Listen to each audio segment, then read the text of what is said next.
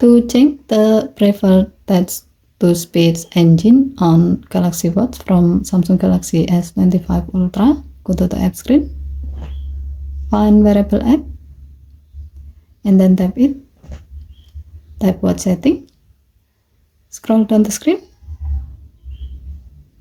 tap general, under text-to-speech section, tap preferred engine, and then select the desired engine you like to use. You can either choose Samsung text-to-speech engine or speech recognition and synthesis from Google. As the example, we will select Samsung text-to-speech engine. By changing the text-to-speech engine on your Galaxy Watch, it can improve your experience, whether you want a more natural sounding voice, better language support, or faster update. Google Text-to-Speech might sound more lifelike, while Samsung Text-to-Speech is tightly integrated with Galaxy feature.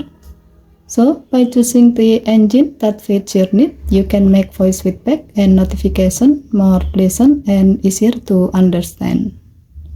Okay, thank you for watching. Please help to like and subscribe. Have a nice day.